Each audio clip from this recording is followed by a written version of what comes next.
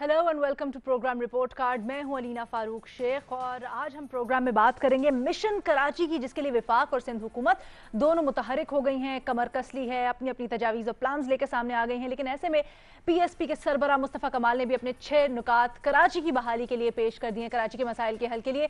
उस पर हमारे तज्जियाकार क्या राय रखते हैं, ये प्रोग्राम में हम शामिल करेंगे। साथ ही साथ पंजाब में दौरे बुज़दार में अब तक क्या हुआ है, किस चीज़ की गुंजाइश है, क्या हो सकता है, इस पर बात करेंगे। लेकिन सबसे पहले बात करेंगे आज की टॉप स्टोरी पर।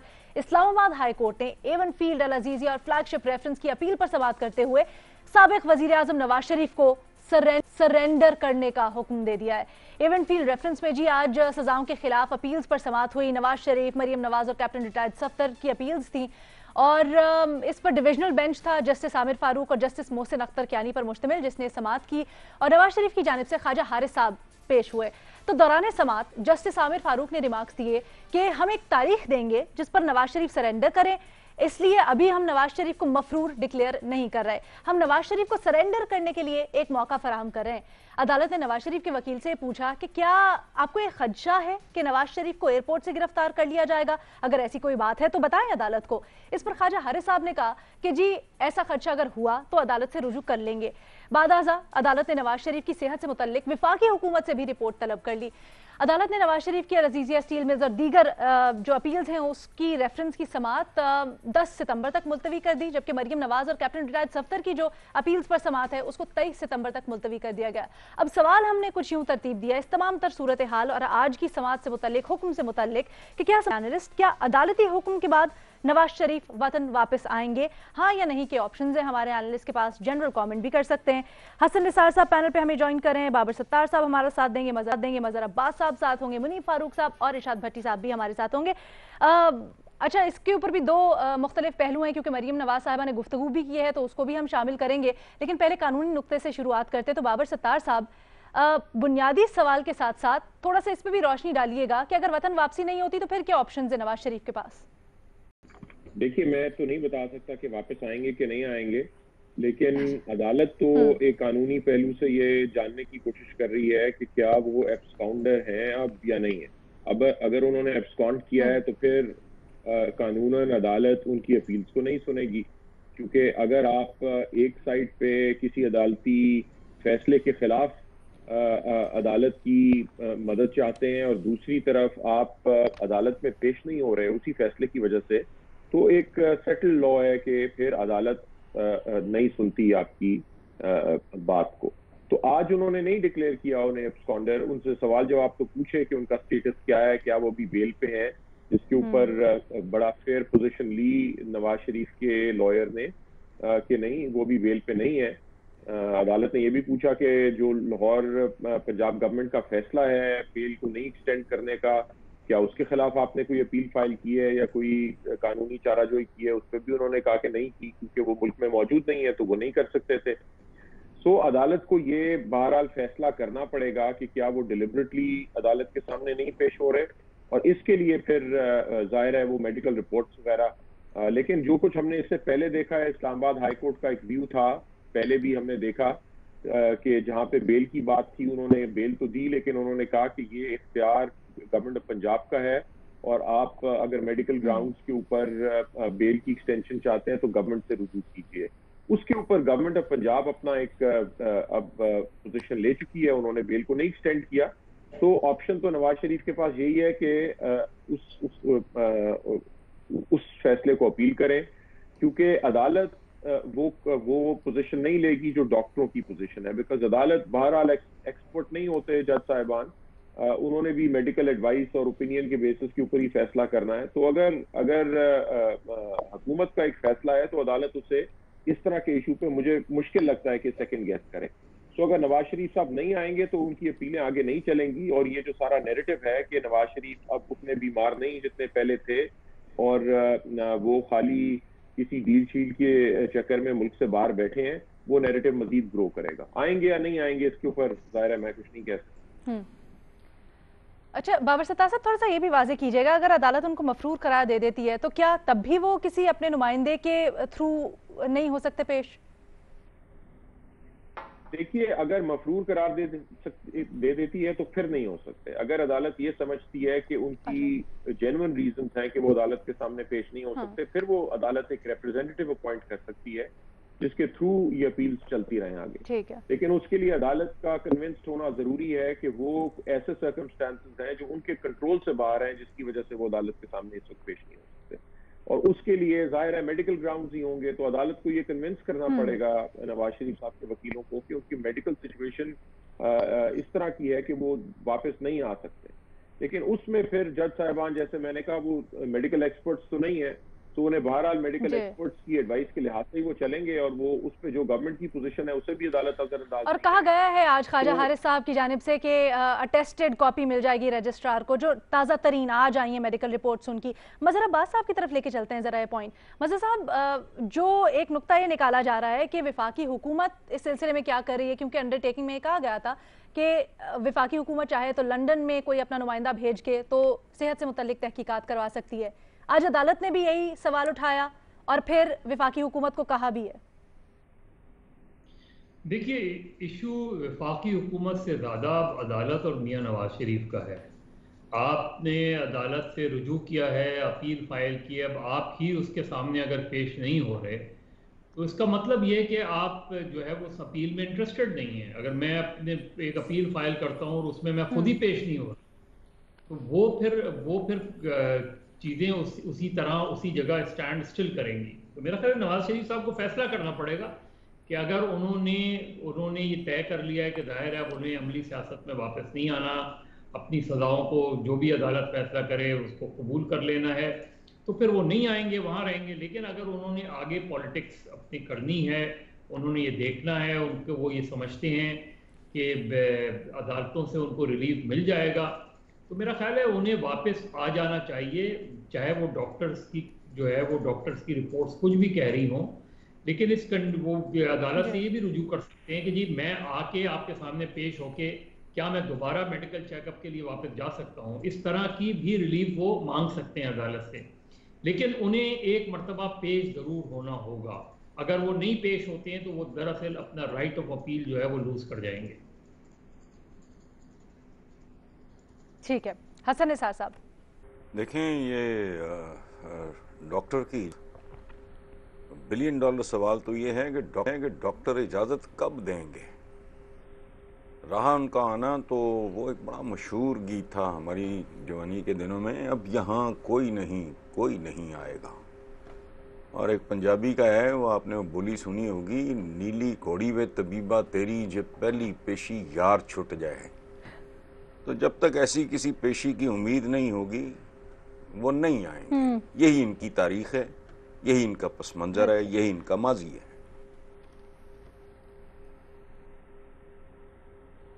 हो गया जी, बस ठीक है।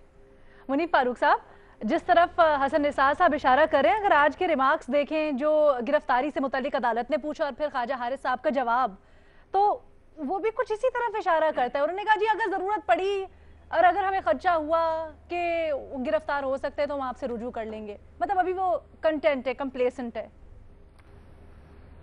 बिस्मिल्लाहिर्रहमानिर्रहीम। देखिए, मियाँ नवाज शरीफ साहब की पोजीशन बड़ी कमज़ोर है, इसलिए मैंने पहले भी जब बात हुई, खैर इसका कानूनी बैकग्राउंड तो बाबर साहब ने बड़ा अच्छे तरीके से बता दिया, उस पर तो कोई एक्सपेंड करने की इतनी गुंजाइश नहीं है।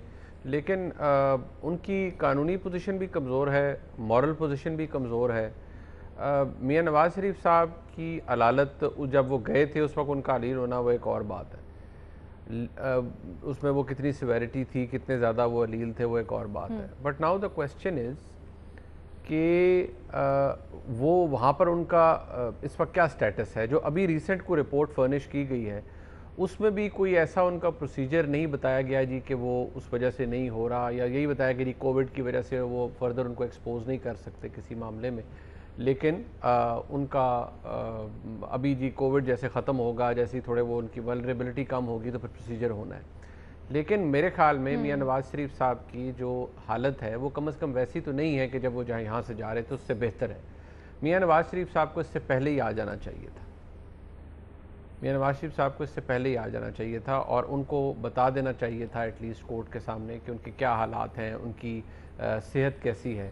اب یہاں پر کم از کم مجھے تو لگتا ہے کہ وہ نہیں آئیں گے, اور اگر وہ نہیں آئیں گے تو مفرور قرار دے دیے جائیں گے. ونس مفرور ہو گئے تو مفرور کو تو نہ کوئی بیل ملتی ہے, نہ ہی عدالت اس کی طرف کوئی ایون کوئی کمپیشنیٹ گراؤنڈ سے اسے دیکھتی. سو میاں نواز شریف صاحب کی پوزیشن قانونی طور پر بھی کمزور ہے, اور اخلاقی طور پر تو میں پہلے ہی بتا چکا ہوں کہ ان کی پوزیشن کافی کمزور ہے. 3 دفعہ کے وزیر اعظم بالکل ٹھیک, لیکن یہاں نہ آنا, اور آپ نے اپنا ایک ہائی مورل گراؤنڈ سیٹ کیا کہ جی میں سزا کے لیے یہاں پاکستان آیا ہوں, میں اور میری صاحبزادی آئے ہیں, فائن ٹھیک ہے جی آپ آ گئے, لیکن اب جب آپ یہاں سے گئے ہیں تو آپ لوگوں کو پھر یہ تاثر دے رہے ہیں اور انہیں مجبور کر رہے ہیں, اور ان کو وہ یہ بات پھر ایکسیپٹ کر رہے ہیں لوگ بھی اب کہ جی آپ ایک ارینجمنٹ کے تحت گئے تھے, آپ وہاں پر بھی ایک ارینجمنٹ کے تحت موجود ہیں. اب اگر وہ نہیں آتے تو یہ چیز مزید انڈوس ہوگی. ٹھیک ہے. اچھا آپ یہ جو بات کر رہے ہیں نا, ابھی بھی یہی کہتے ہیں, آج مریم نواز صاحبہ نے بھی بات کی, انہوں نے کہا کہ نواز شریف چاہتے ہیں, بھٹی صاحب یہ آپ کے لیے سوال ہے, مریم نواز صاحبہ کہتی ہیں جی نواز شریف تو ایک لمحہ ویسٹ نہیں کرنا چاہتے, وہ چاہتے ہیں کہ میں وطن واپس آؤں. پلس انہوں نے کہا کہ وزیر اعظم کا جو بیانیہ تھا احتساب کا وہ تو اب دفن ہو گیا. کہتی ہیں جی وزیر اعظم کا جو بیانیہ تھا اس کے ساتھ ساتھ سی پیک کے معجد سابق وزیر اعظم نواز شریف تھے, بانی تھے سی پیک کے, تو ان کو تو ایک کامے پہ نکال دیا گیا, لیکن سی پیک کو کچھ نہیں ہوتا. دیکھیے میڈم شیخ, یہ میں شروع کرتا ہوں میاں محمد نواز شریف صاحب کے بیان سے کہ باقاعدہ منصوبہ بندی سے پنجاب حکومت نے درخواست ضمانت مسترد کی, ڈاکٹروں نے اجازت دی تو پہلی پرواز سے واپس آ جاؤں گا. یہ میاں محمد نواز شریف صاحب نے کہا ہے کہ باقاعدہ منصوبہ بندی سے پنجاب حکومت نے ان کی ضمانت مسترد کی ہے, اور اگر ڈاکٹروں نے اجازت دی تو وہ پہلی پرواز سے واپس آ جائیں گے. اب آج بڑے دلچسپ سوال جواب ہوئے ہیں.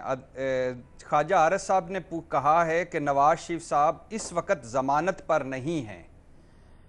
عدالت نے پوچھا پھر کیا انہوں نے سرنڈر کیا ہے؟ خواجہ عارض صاحب نے کہا کہ نواز شریف صاحب علاج کے لیے بیرون ملک ہیں, انہیں جو بیماریاں ہیں ان کا علاج پاکستان میں نہیں. عدالت نے کہا کہ نواز شریف کی ضمانت تو مشروط اور مخصوص مدت کے لیے تھی. پنجاب حکومت نے کب توسیع مسترد کی؟ خواجہ عارض صاحب نے بتایا 27 جنوری کو. تو اس کے بعد عدالت نے کہا کہ آپ نے پنجاب حکومت کے اس آرڈر کو چیلنج کیا؟ خواجہ عارض صاحب نے کہا نہیں کیا, کیونکہ نواز شریف بیرون ملک ہیں اس لیے آرڈر چیلنج نہیں کیا جا سکتا. تو عدالت نے کہا جب آپ نے آرڈر چیلنج نہیں کیا تو اس کا مطلب ہے یہ حتمی ہو گیا. نواز شریف اس وقت نواز شریف اس وقت ہسپتال میں زیر علاج ہیں؟ عدالت نے پوچھا. خواجہ عارض صاحب نے کہا نہیں, ان کا علاج چل رہا ہے, وہ میڈیکلی فٹ نہیں ہے. عدالت نے کہا دستاویزات دکھائیں. انہوں نے کہا کہ پچھلی دکھا دی تھی جو جون والی, اب یہ وزارت خارجہ میں ہے, جب وہاں سے سگنیچر ہو کے آئیں گے, دستخط ہو کے آئیں گے, مور لگ کے آئے گی تو یہ بھی دکھا دیں گے. اب انہوں نے کہا ہے کہ 10 ستمبر دیا ہے, ورنہ انہوں نے کہا کہ ہم ضمانت دینے والوں کے خلاف بھی کارروائی کر سکتے ہیں, عدالت نے کہا, اور ضمانت شہباز شریف صاحب نے دی تھی. اب میڈم شیخ کمال نصیب ہیں ہمارے, کمال سیاست ہے ہماری. سال بھر پہلے, سال 1.5 سال پہلے یہی ڈسکس کر رہے تھے کہ کیا نواز شریف صاحب لندن سے واپس آ جائیں گے. پھر وہ آ گئے. پھر کچھ عرصہ بعد ہم نے یہ ڈسکس کرنا شروع کر دیا کیا علاج کے لیے وہ باہر جا پائیں گے. پھر وہ چلے گئے. آج پھر ہم ڈسکس کر رہے ہیں کہ کیا وہ واپس آ جائیں گے. مطلب کیا اصغر کو پتہ چل جائے گا؟ کیا موہنی چلی جائے گی ساجن کے دیس؟ کیا بدل جائے گا اکبر کا بھیس؟ کیا اس بار دعا منظور ہو جائے گی اور سب کچھ مل جائے گا اور مطمئن ہو جائے گا درویش؟ میڈم شیخ اگر مختصر اس کو کریں تو کل جب میاں محمد نواز شریف صاحب کے خلاف فیصلہ آیا تھا تو جی ٹی روڈ پہ کیا چل رہا تھا؟ مجھے کیوں نکالا. میاں صاحب چلا رہے تھے مجھے کیوں نکالا مجھے. آج عمران خان صاحب کا بیانیہ چل رہا ہے میں نے کیوں نکالا میں نے. تو مطلب مجھے کیوں نکالا سے میں نے کیوں نکالا تک ہم اسی کے دوران ہی وہ ٹامک ٹوئیاں مار رہے ہیں. اب جہاں تک آپ کا سوال ہے، یہ $1 بلین کا سوال ہے میڈم شیخ، جس کا جواب میاں محمد نواز شریف صاحب کے پاس ہے، مریم نواز صاحبہ کے پاس ہے. لیکن 2-4 چیزیں آپ کو آگاہ کر کے میں سوال کا جواب ہاں یا نہ میں تو نہیں دے سکتا، کیونکہ آج میرا طوطا بیمار ہے اور وہ گھر ہے اور اس نے چوری بھی نہیں کھائی، ورنہ اس سے بھی پوچھ لیتا. تو میڈم شیخ یہ ہے کہ انہوں نے کہا کرونا کی وجہ سے، ہاں کرونا کی وجہ سے، بالکل آپ نے صحیح فرمایا، کرونا کی وجہ سے ابھی تک میاں صاحب آ نہیں سکتے، نمبر 1. نمبر 2، باقاعدہ علاج ابھی شروع نہیں ہوا. خدا نہ خواستہ اللہ ان کو صحت دے، سرجری کی نوبت نہ آئے. سرجری بھی ہو سکتی ہے، سرجری بھی ہو سکتی ہے، اور ابھی وہ میڈیکلی فٹ نہیں ہے. تو لہٰذا مستقبل قریب میں مجھے تو نہیں لگتا کہ میاں محمد نواز شریف صاحب آئیں گے. اور پھر وہ نیلی گھوڑی بھی نہیں ہے، طبیب بھی نہیں ہے، وہ والی پیشی بھی نہیں ہے. تو لہٰذا ابھی حتمی طور پر ہاں یا نہ کا جواب تو نہیں ہے، لیکن ایسا لگ نہیں رہا. ایسا لگ نہیں رہا. اچھا بھٹی صاحب ایک چیز بتا دیں، کیونکہ اندر کی خبریں ہوتی ہیں آپ کے پاس، دوسرے سوال کا تو آپ نے جواب نہیں دیا. شہزاد اکبر صاحب نے غالباً پچھلے مہینے یہ کہا تھا کہ لنڈن یا UK اتھارٹیز سے رجوع کر لیا گیا ہے، نواز شریف کی وہاں پر صحت جا کے دیکھیں گے اور نواز شریف کی بازیابی سے متعلق. آج کورٹ میں یہ بات سامنے آئی ہے کہ وفاقی حکومت کی طرف سے کوئی گیا ہی نہیں ہے، وہاں پہ کوئی پیش رفت نہیں ہو رہی ہے. تو کیا چل رہا ہے وہاں پہ؟ میڈم شیخ ایک آپ کی خوبصورتی یہ ہے کہ آپ کچھ لفظ بڑے خوبصورت بول جاتی ہیں. آپ کی اردو بہت اچھی ہے. یہ جو لفظ رجوع ہے نا، یہ اور بھی بڑی معنوں میں استعمال ہوتا ہے کہ اس نے پھر سے رجوع کر لیا یا پھر سے رجوع ہو گیا. اب مجھے نہیں پتا شہزاد اکبر صاحب نے کون سے والا رجوع کیا ہے. انہوں نے تو رجوع کیا تھا الطاف حسین صاحب کو بھی لانا تھا، انہوں نے تو رجوع کیا تھا اسحاق ڈار صاحب کو بھی لانا تھا، حسین نواز صاحب کو بھی، حسن نواز صاحب کو بھی، علی عمران صاحب کو بھی، سلمان شہباز صاحب کو بھی. تو یہ صرف رجوع، آپ کو آخری مرتبہ بھی کہا تھا کہ یہ جو رجوع شجوع ہیں یہ ساری سیاست ہے. یہ ادھر خون گرم رکھنے کے لیے ہے، بہانہ ہے، لپٹنا، لپٹ کے جھپٹنا، جھپٹ کے پھر لپٹنا. حقیقت گراؤنڈ ریالٹی سے ان کا کوئی واسطہ نہیں ہے. اور جب میاں محمد نواز شریف چاہیں گے وہ واپس آئیں گے، یہ اگلے 3 سال بھی نہیں لا سکتے. ٹھیک ہے، زبردست ہو گیا بھٹی صاحب. ویسے آپ کا بھی یہ خاص ہے کہ آپ نا بڑی اچھی طرح سے بات کو کہیں کہیں گھما دیتے ہیں. جواب نہیں دیا آپ نے میرے جواب کو مریم نواز والی. خیر یہاں پر ایک چھوٹی سی بریک لیتے ہیں، دوسرے سوال کے ساتھ واپس آئیں گے. بریک کے بعد خوش آمدید جی. بڑے افسوس کے ساتھ کہنا پڑ رہا ہے کہ پاکستان کا معاشی ہب کراچی، جو کہ بڑے عرصے سے نیگلیکٹڈ تھا، کوئی اس کی طرف دیکھتا نہیں تھا، لیکن چلے بارش ہی صحیح، شاید یہی طریقہ تھا کہ سب نے اپنا رخ، اپنی ترجیحات کراچی کی طرف کی. تو جی ایک طرف تو کہا جا رہا ہے وفاق کا ایک مشن ٹرانسفارمیشن، کراچی تیار ہو رہا ہے، پلان تیار ہو رہا ہے. سندھ حکومت بھی کہتی ہے جتنے مرضی سخت اقدامات کرنے پڑے اب ہر حال میں اس کو ٹھیک کریں گے. اس کے ساتھ ساتھ چیئرمین پاکستان سرزمین پارٹی ہیں، PSP پاک سرزمین پارٹی، مصطفیٰ کمال صاحب، انہوں نے آج پریس کانفرنس کی اور کراچی کے مسائل کو حل کرنے کے لیے ایک 6 نکاتی ایجنڈا یا پلان پیش کیا ہے. انہوں نے اس پلان میں کہا کہ کراچی کی آبادی کے تناسب سے قومی اور صوبائی اسمبلی کی نشستوں کی تعداد میں اضافہ کیا جائے، وزیر اعلیٰ کے ساتھ ڈسٹرکٹ، ٹاؤن اور UCs کو خود مختار بنایا جائے، NFC ایوارڈ کا اجرا کیا جائے تاکہ جو فنڈز ہیں PFC کی طرز پر ٹرانسفر ہو. وزیر اعلیٰ سندھ کے 2013 کے فیصلے کو کل عدم قرار دے کر ایک ماسٹر پلان ڈپارٹمنٹ کو سندھ بلڈنگ کنٹرول اتھارٹی سے علیحدہ کر کے ایک آزاد اور خود مختار ادارے کے درجے پر دوبارہ بحال کیا جائے.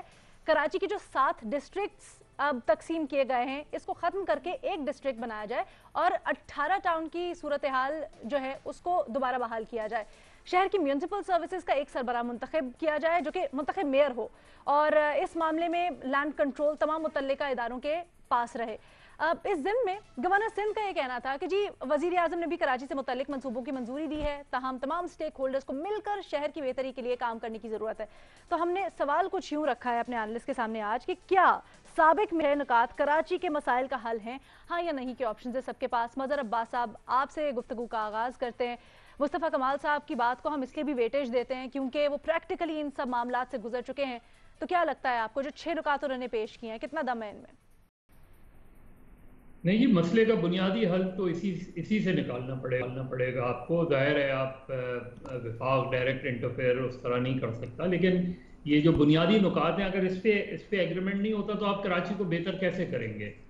ظاہر ہے کراچی اتنا تقسیم ہے، آپ کسی ایک سیوک ایجنسیز اپنے آپ کو لک آفٹر کرتی ہے، دوسری سیوک ایجنسی اپنے آپ کو لک آفٹر کرتی ہے. کہیں نہ کہیں آپ کو میٹنگ پوائنٹ پہ لانا پڑے گا، اور میٹنگ پوائنٹ بنیادی طور پہ یہی ہے کہ آپ کو اس چیز کو ریکگنائز کرنا پڑے گا کہ کراچی ایک میٹروپولیٹن سٹی ہے. اب جس طرح انہوں نے پاپولیشن سینسس کی بات کی، مردم شماری کی بات کی، آپ دیکھیں کہ وزیر اعظم سے لے کے وزیر اعلیٰ تک، وزیر اعلیٰ سے لے کے چیف جسٹس تک، سب کے پاس الگ الگ فگر دیں کہ کراچی کی اتنی آبادی ہے. یعنی ہمیں یہی نہیں پتا کہ کراچی کی آبادی کتنی ہے، تو آپ اس شہر کو کیسے پلان کریں گے جس کی آبادی کا ہی آپ کو نہیں پتا؟ پھر آپ دیکھیں کہ 34% کے ایم سی کے انڈر آتا ہے، باقی ماندہ 6 کنٹونمنٹ بورڈز کے انڈر آتا ہے، پھر کے پی ٹی کے انڈر آتا ہے، پھر ریلوے آ جاتی ہے، اور اتنے زیادہ کانفلکٹس ہوتے ہیں کہ جس کی وجہ سے کراچی ڈیولپ ہی نہیں ہو پاتا.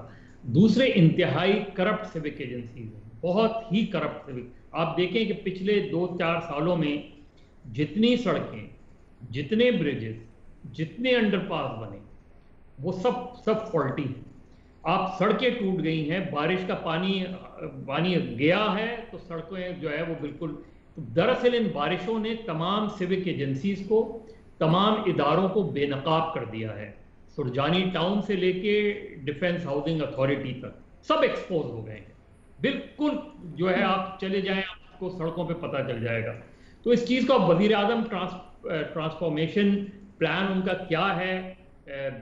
جو خرم شیر زمان صاحب پی ٹی آئی کے، ان سے بات ہوئی تھی تو انہوں نے بنیادی باتیں کی تھیں کہ اس کے اندر ٹرانسپورٹ کا مسئلہ ہے، اسٹارم ڈرین واٹر کا مسئلہ ہے، بالکل اسی طریقے سے سیوریج کا مسئلہ ہے. یہ بیسک ایشوز ہیں جس پہ وہ سندھ گورنمنٹ کے ساتھ مل کے کوئی پلان بنا رہے ہیں. پلان جب وہ یہاں آئیں گے اس کو وہ پلان انرتھ ہوگا. پھر یہاں بہت سے پلانز بنے ہیں لیکن ان کی ایگزیکیوشن جو ہے وہ اتنی تاخیر سے ہوتی ہے کہ وہ پلان جو ہے وہ ریڈنڈنٹ ہو جاتا ہے.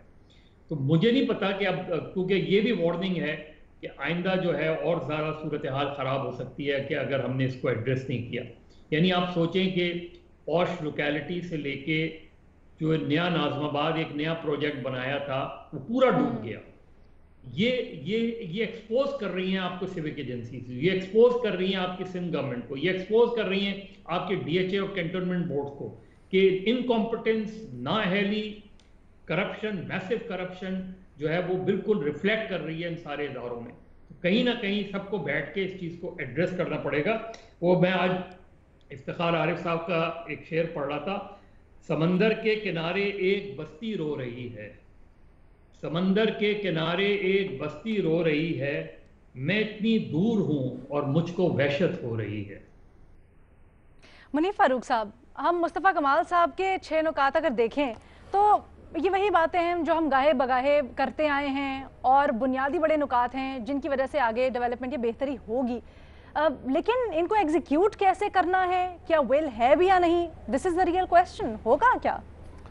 دیکھیے، ہسٹوریکلی بھی اگر دیکھا جائے، ہسٹوریکلی بھی اور جو انسانی فطرت ہے تاریخی طور پہ بھی اور ویسے انسانی فطرت کا بھی اگر مطالعہ کیا جائے تو یہ اختیار بانٹنا، جگہ بانٹنا، اپنی جو سپیس دی گئی ہے یہ بانٹنا، یہ بڑا مشکل کام ہوتا ہے اور بڑا تکلیف ہوتی ہے لوگوں کو اس میں، لوگوں کو سپیس دیتے ہوئے. کسی بھی معاملے میں گھر کے اندر کوئی نیا فرد آ جائے تو آپ بنیادی سی مثال لے لینا کہ جو ہمارے گھروں میں مسائل ہوتے ہیں وہ یہی ہوتے ہیں کہ کوئی نیا اگر ممبر آ جائے، بیٹے کی کسی نے شادی کر دی تو اس کی بیوی آ گئی تو وہ گھر والوں کو بھی سپیس دیتے ہوئے بڑی تکلیف ہوتی ہے. تو اسی طرح آپ یہ دیکھیے کہ یہاں اختیار کا مسئلہ ہے. اختیار کا مسئلہ تو وہ بھی تاریخی طور پر آپ اس کو دیکھ لیں، اختیار کا، اتھارٹی کا مسئلہ جہاں بھی آیا وہاں لڑائی ہوئی ہے. یہاں پر مصطفیٰ کمال صاحب کے جتنے بھی نکات ہیں، یا اگر آپ قانون بالکل جو اسپرٹ آف دا کانسٹیٹیوشن اس پہ چلے جائیں تو آرٹیکل 140 سے بڑا کلیئر ہے، جو لوکل باڈیز کا پورا کانسیپٹ ہے وہ بڑا کلیئر ہے. یہاں ڈنڈی ماری جاتی ہے. 18ویں ترمیم ہمیں اچھی لگتی ہے کیونکہ وہ ہمیں صوبائی حکومت کو اختیار دیتی ہے، لیکن صوبائی حکومت پھر اس میں یہ ڈنڈی مارتی ہے کہ وہ نیچے تک وہ اختیار ڈیلیگیٹ نہیں کرتی. ان کے پاس کوئی اس کا اپنا عذر ہوگا, انہوں نے اپنی جسٹیفیکیشن بنائی ہوگی. لیکن یہ جو سب کچھ ہو رہا ہے اور جو کراچی کے اندر اس وقت لوگ موجود ہیں, اب یہ جو سینسس کی بات کی جاتی ہے, یہ بات بالکل درست ہے کہ آپ کیسے کراچی کو کہہ سکتے ہیں جی کہ کراچی اس وقت میرے خیال میں 2.5-3 کروڑ کی آبادی ہوگی اس کی. یہ اندازہ سیفلی, میں کراچی کا شہری نہیں ہوں, لیکن مجھے اندازہ ہے کہ اس شہر کو اتنا پھیل چکا ہے اور اتنا بڑا شہر ہے.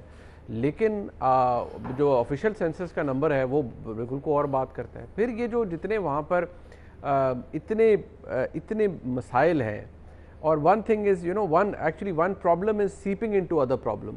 سو یہ اس میں پولیٹیکل ول سے زیادہ اس میں نیت کا صاف ہونا, بائی دا بک چلنا, یہ باتیں ان کی زیادہ اہمیت ہے.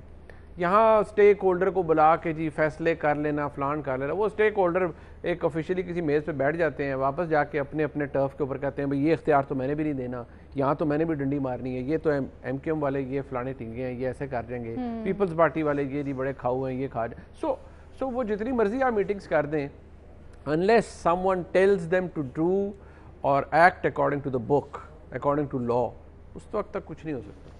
ٹھیک ہے. حسن نثار صاحب, مصطفیٰ کمال کا ایجنڈا اپنی جگہ درست ہے, لیکن کراچی کو نارملائز کرنے کے لیے, بہتر کرنے کی بات نہیں کر رہا ہے, نارملائز ہی ہو جائے تو بہت بڑی توپ چل جائے گی. اس کو نارملائز کرنے کے لیے کسی ایجنڈے سے کہیں زیادہ سائلنسر لگے ڈنڈے کی ضرورت ہے. وہ سٹیک ہولڈر کیا, سٹیک ہولڈر ہی اگر سٹے باز ہیں, یہ سٹیک ہولڈرز کی وجہ سے تو یہاں تک پہنچا ہوا ہے. پتہ نہیں کوئی نئے سٹیک ہولڈرز آ گئے ہوں تو مجھے نہیں پتا. خیر, تو یہ جو میں ڈنڈے کی بات کر رہا ہوں اس کو غلط نہ سمجھا جائے, میں بات کر رہا ہوں فول پروف ایڈمنسٹریشن, مکمل ٹرانسپیرنسی, کڑا ڈسپلن اور احتساب. آخر پہ حضرت عمر بن خطاب جیسے جید حکمران کا ایک جملہ سن لیں کہ ذوف کے بغیر نرمی, ذوف کہتے ہیں کمزوری کو, ذوف کے بغیر نرمی اور تشدد کے بغیر جبر, یہ ہیں علامتیں کامیاب حکومتوں کی. ادھر تو ککھ بھی نہیں ہے. اور مجھے یہ سائنس سمجھ نہیں آ رہی سٹیک ہولڈر کی. اب اگلے جو ہمارے ساتھی ہیں وہ مجھے تھوڑا سمجھائیں, ایجوکیٹ کریں. سٹیک ہولڈرز کوئی نیا ہے ان میں, یہ سارے پرانے ہیں. ان سٹے بازوں کی وجہ سے تو کراچی کا یہ انجام ہوا ہے. یہ پھر stake holders, I don't know, کوئی اور آئے تو کرے, سٹیک ہولڈرز نہیں, ان کے ہوتے ہوئے کچھ نہیں ہونا. ٹھیک ہے جی, ڈسکشن کنٹینیو رہے گی ایک چھوٹی سی بریک کے بعد.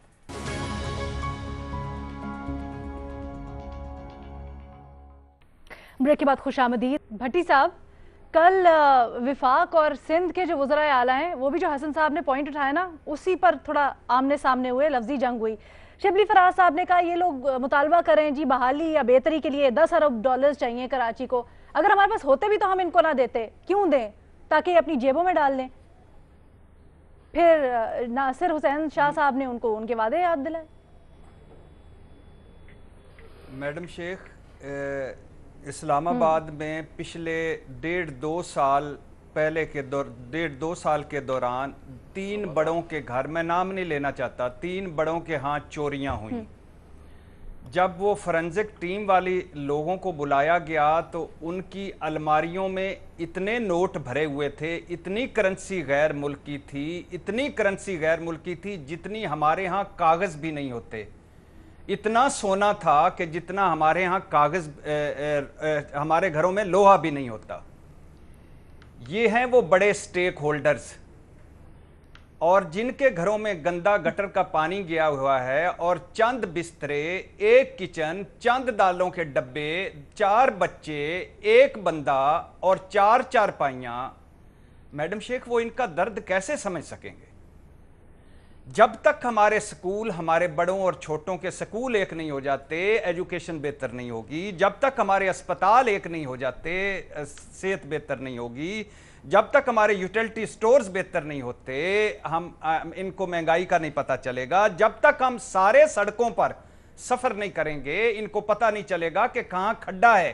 جب تک سارے گھروں میں گٹر کا پانی نہیں جائے گا, جب تک سارے گھروں میں گٹر کا پانی نہیں جائے گا, یہ پوری کراچی کی ایڈمنسٹریشن کو سرجانی ٹاؤن شفٹ کر دیں یا ڈی ایچ اے شفٹ کر دیں جہاں پانی نکلتا ہی نہیں ہے، شفٹ کر دیں، اگلے سال پانی کا کوئی نہ کوئی حل نکل آئے گا۔ ان کے گھروں میں پانی نہیں جاتا، ہمارے گھروں میں پانی جاتا ہے۔ آپ اندازہ کریں، کل میں پڑھ رہا تھا، ایک بندہ بتا رہا تھا کراچی کی آبادی 4 کروڑ ہے، ہم نے سنا ہوا ہے 1.5 کروڑ ہے، کوئی کہتا ہے 2 کروڑ ہے، کوئی کہتا ہے 2.5 کروڑ ہے۔ ماڈل ٹاؤن میں کتنے لوگ مرے تھے آج تک نہیں پتا، کوئی 12، کوئی 14، کوئی 21۔ بلدیہ ٹاؤن میں کتنے جل کر مرے تھے آج تک تعداد کا نہیں پتا، کوئی 259، کوئی 300، کوئی 350۔ کراچی کی سڑکوں پر کتنے مرے تھے کوئی پتہ نہیں، اور ثانیہ کارساز میں کتنے مرے تھے کوئی پتہ نہیں، کیونکہ یہ غریبوں کا معاملہ ہے۔ میڈم شیخ 2 صرف، باقی چھوڑ دیں پوائنٹس۔ مصطفیٰ کمال، سب سے پہلے نعمت اللہ صاحب جو جماعت اسلامی کے تھے، مصطفیٰ کمال صاحب، فہیم الزمان صدیقی صاحب، ان ساروں کو سلام کہ انہوں نے اپنے اپنے دور میں اچھا کام کیا، اور بھی 2-4 لوگ یا جو چند لوگ ہیں ان کو بھی سلام، اور الطاف حسین صاحب سے نیچے تک ساروں کو سلام، اور ان کا الطاف حسین صاحب کو نوازنے والوں کو بھی سلام کہ جنہوں نے یہ تباہی پھیری۔ اچھا، اب دو صرف پوائنٹس ان کے دیکھ لیں۔ 7 ضلعوں کو 1 ضلع بنا دیا جائے، یہ کوئی کرے گا؟ نہیں کرے گا۔ 18 ٹاؤنز بنا دیے جائیں، یہ کوئی کرے گا؟ نہیں کرے گا۔ صوبہ نہیں، وہ کہتے ہیں، مصطفیٰ کمال صاحب کہتے ہیں صوبہ خود مختار نہیں، وزیر اعلیٰ زیادہ خود مختار ہے، اور 18ویں ترمیم مرکز سے تو لے لی، صوبے کو تو پہنچ گئی، اب نیچے بلدیاتی میں کوئی کرے گا؟ اختیارات دے گا؟ نہیں دے گا۔ نقطے 6 کو چھوڑیں، 1 نقطہ سب متفق ہیں، مجھے ڈاؤٹ ہے۔ 1 نقطہ سب صاف نیت ہیں، مجھے ڈاؤٹ ہے۔ 1 نقطہ سیاست پوائنٹ سکورنگ ہو رہی ہے، ہو رہی ہے۔ 1 نقطہ سب کچھ کرنا چاہتے ہیں، مجھے ڈاؤٹ ہے۔ 1 نقطہ لیڈ کون کرے گا؟ مجھے ڈاؤٹ ہے۔ 1 نقطہ امام کون ہوگا، اور اس امام کون ڈیسائیڈ کرے گا یہ امام ہے اور اس کے پیچھے نماز پڑھنی ہے؟ میڈم شیخ مان لیا وزیر اعلیٰ سندھ نے کہا ہے کہ اگلے سال نہیں ہوگا، میں ان کی نیت پہ نہیں کرتا، میں دکھی ہوں، لیکن چھوڑ دیں۔ وزیر اعظم صاحب کل جا رہے ہیں، آرمی چیف صاحب آج چلے گئے ہیں، میڈیا شور مچا رہا ہے، پورے ملک کی آنکھوں میں آنسو ہے، مجھے کسی کی نیت پہ میں شک نہیں کرتا، لیکن جب سے ہوش سنبھالا ہے میں نے، جب سے ہوش سنبھالا ہے یہی دیکھتا آیا ہوں، کوئی حادثہ ہوتا ہے، کوئی سانحہ ہوتا ہے، کوئی قدرتی آفت آتی ہے، پہلی بات سارا قصور اس کا، یہ ایک پوائنٹ سکورنگ شروع ہوتی ہے، قصورور وہ، مجرم وہ، سیاست پوائنٹ سکورنگ۔ دوسرا مرحلہ نوٹس لے لیا گیا، آئینی ہاتھوں سے نپٹا جائے گا، کوئی نہیں بچ پائے گا، تجاویز، مستقبل کے لائے عمل، نعرے، دعوے، وعدے، بڑکیں۔ تیسرا مرحلہ آہستہ آہستہ جوش و جذبے ٹھنڈے پڑ جاتے ہیں اور کوئی اگلا حادثہ، کوئی اگلا سانحہ ہو جاتا ہے اس طرح۔ میڈم شیخ 2005 میں زلزلہ آیا تھا، ایک دن پروگرام رکھے اور دیکھیں کہ کتنے وعدے دعوے کیے گئے تھے اور آج تک کیا کچھ ہوا ہے، 15 سال ہو گئے ہیں۔ یہ پنڈی اسلام آباد کے قریب ایک نالہ لئی ہے میڈم شیخ، ہر سال کروڑوں کا پچھلی مرتبہ تاجروں کا سامان رڑ گیا تھا۔ آج بھی پرسوں ترسوں جب بارشیں ہوئی تھی، شیخ رشید صاحب اسی نالے پہ کھڑے ہو کر اس کی طغیانی دیکھ رہے تھے۔ یہ قوم کیسی قوم ہے اور اس قوم کے حکمران کیسے حکمران ہیں؟ کوئی ایک چیز انہوں نے سیدھی کر دی ہو۔ اچھا 532 نالے ہیں مثال کے طور پہ چھوٹے بڑے، تو ان میں سے ایک نالا کھول دیا ہو تو میں خوش ہو جاؤں کہ اب 531 رہ گئے ہیں۔ ایک ٹاؤن کا مسئلہ حل کر دیا ہو۔ مظہر عباس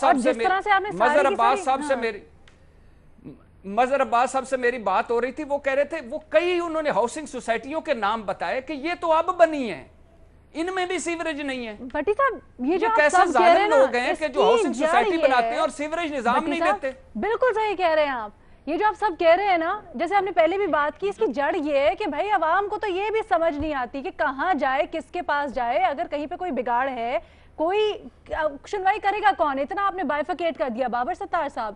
صرف اگر اس ایک نقطے کو ہی لے لیں تو یہ جو پیچھے اس پہل میں ہوا ہے، ہمیں تو سمجھ ہی نہیں آ رہی کہ کس کے پاس جائیں، کس کو کہیں۔ اختیارات کی تو یہاں پر بندر بانٹ ہے، وہ کہتا ہے وہ اس کے پاس ہے، کریڈٹ لینے کو سارے آ جاتے ہیں۔ جی ٹھیک کہہ رہی ہیں آپ۔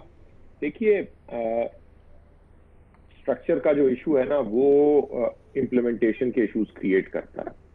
جب تک آپ بے شک وہ ملکی سطح پہ ہو یا وہ شہری سطح پہ ہو، پاور اور رسپانسبلٹی ایک جگہ پہ نہیں ہوگی تو اکاؤنٹیبلٹی بھی نہیں ہو سکتی، بیکاز پاور کسی اور کے پاس ہے، ذمہ دار کوئی اور ہے۔ रिसोर्सेज किसी और के पास हैं, उन्हें कैसे डिस्ट्रीब्यूट करना है वो किसी और के कंट्रोल में है।